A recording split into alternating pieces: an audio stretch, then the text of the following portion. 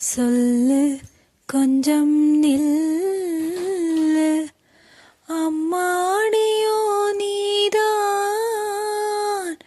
இன்னும் சிறு பிள்ளை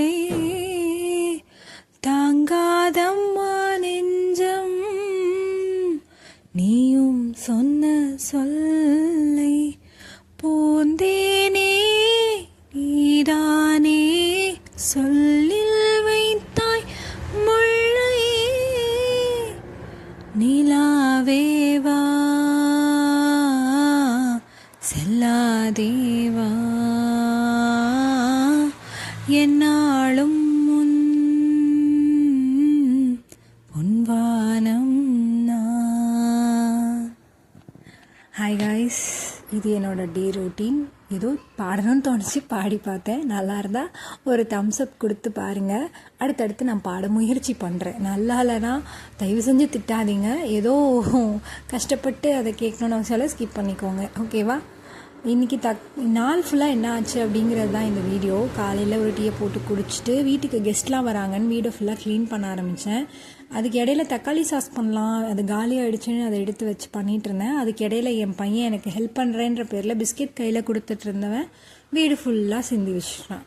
இப்போ அதையும் க்ளீன் பண்ணி வீடெல்லாம் க்ளீன் பண்ணிவிட்டு தக்காளி சாஸ் ரெடி பண்ணிகிட்ருக்கேன். ஒரு 1.5 கிலோ தக்காளி எடுத்து அதை பொடி பொடியாக கட் பண்ணி குக்கரில் ஒரு வெங்காயம் ஒரு 4 பல்லு பூண்டு போட்டு வேக வச்சுட்டு, இந்த பக்கம் என்னோடய அத்தை வந்து கெஸ்ட்லாம் வராங்க இல்லையா, அவங்க நல்லா பலகாரம் பண்ணுவாங்க. ஸோ வந்து அவங்களுக்காக தேங்காய் மிட்டாய் பண்ணிகிட்டு இருந்தாங்க.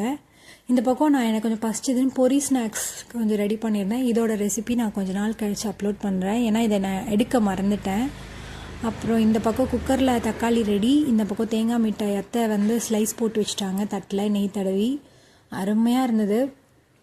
இந்த பக்கம் வந்து பார்த்திங்கன்னா தக்காளி வெந்தது இல்லைங்களா, குக்கரில் போட்டிருந்தோம் இல்லையா, அதை அப்படியே வந்து ஒரு மிக்ஸி ஜாருக்கு மாற்றிட்டு அதில் வந்து ஒரு வெங்காயம் 4 பல் பூண்டு ஒரு 1.5 கிலோ தக்காளிக்குன்னு வச்சுக்கோங்களேன் வேக வச்சிடணும். தண்ணி கொஞ்சம் கூட ஊற்றக்கூடாது.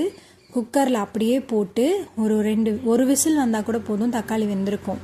அதை எடுத்து இந்த மாதிரி ஒரு மிக்ஸி ஜாரில் போட்டு நல்லா அரைச்சிட்டிங்கன்னா மையாக அரைஞ்சிடும். அப்புறம் இந்த மாதிரி ஒரு வடிகட்டியில் ஒரு ஸ்பூன் வச்சு நல்லா வடிகட்டிகிட்டே இருக்கணும், எல்லாத்தையும் ஊற்றி. அப்படி வடிகட்டினோன்னா அந்த தக்காளியோட விதைங்களும் கொஞ்சம் அரைப்படாமல் இருக்க அந்த தோலெல்லாம் தனியாக பிரிஞ்சு வந்துடும். ஒரு பியூரான தக்காளி அந்த தண்ணி கிடைக்கும், அந்த மசிஞ்ச தக்காளிங்கெல்லாம் கிடைக்கும். அப்போது நம்ம என்ன பண்ணணும் அப்படின்னா, ஒரு நல்ல எனக்கு வந்து அடி கனமான பாத்திரம் குக்கர் போதுன்ட்டாங்க அத்தை. நீங்களாம் வந்து கொஞ்சம் பெரிய கனமான கடாய் ஏதாவது இருந்தால் வச்சுக்கோங்க. அதை வச்சுட்டு நம்ம என்ன பண்ணணும் அப்படின்னா, இந்த மாதிரி வந்து எல்லாமே வந்து மையாக அரைச்சிடுறதுக்கப்புறம் வடிகட்டினா இப்படி வரும். அதை மட்டும் எடுத்து தனியாக வச்சுட்டு, நான் குக்கர் தான் யூஸ் பண்ணேன். நான் சொன்னேன் இல்லைங்களா, கனமான பாத்திரம் வேணும். அது எல்லாத்தையும் வலித்து அந்த பாத்திரத்தில் ஊற்றிட்டு, அது ஒரு ஃபஸ்ட்டு பாயில் வரும்போது வினிகர், வெறும் மிளகாத்தூள், சர்க்கரை இதுதான் தேவைப்படும். வெறும் மிளகாத்தூள் வந்து ஒரு 3 உங்கள் காரத்துக்கு ஏற்ற மாதிரி. நான் ஒரு 2.5 ஸ்பூன் போட்டேன். சர்க்கரை ஒரு 10 ஸ்பூன் போட்டேன். ஸ்பூன் கணக்கு சொல்கிறேன், 10 ஸ்பூன் போட்டேன்.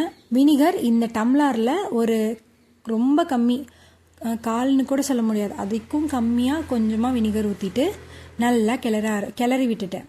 இந்த பக்கம் அத்தை வந்து பீஸெல்லாம் தனித்தனியாக பீஸ் எடுத்து ஒரு இதில் போட்டு ரெடி பண்ணி வச்சுட்டாங்க. ஸோ தேங்காய் மிட்டாயும் ரெடி ஆகிடுச்சு. இதையும் நான் வீடியோ எடுக்கல, அதனால் வந்து நான் இதை அப்புறமா போடுறேன். இந்த கன்சிஸ்டன்சி ஒரு தட்டில் நீங்கள் ஊற்றுனீங்க அப்படின்னா இந்த டொமேட்டோ சாஸ் வந்து கீழே வழியக்கூடாது. அப்படி இருந்துச்சுன்னா சாஸ் ரெடி ஆகிடும். இவ்வளோதான். இன்றைக்கி இதை முடிச்சுட்டு இதை பண்ணவே ஈவினிங் ஆகிடுச்சு. அப்புறம் எனக்காக ஒரு டீயை மட்டும் போட்டுட்டு வந்தாச்சு. அவ்வளோதான். இன்றைக்கி நாள் ஃபுல்லாக வேலை, வீடு க்ளீன் பண்ணுறது இந்த மாதிரி ப்ரிப்பரேஷன் பண்ணுறதோட போயிடுச்சு. ஓகே காய்ஸ், அடுத்த வீடியோவில் பார்க்கலாம். பாட்டு பிடிச்சிருந்தா லைக் பண்ணுங்கள்.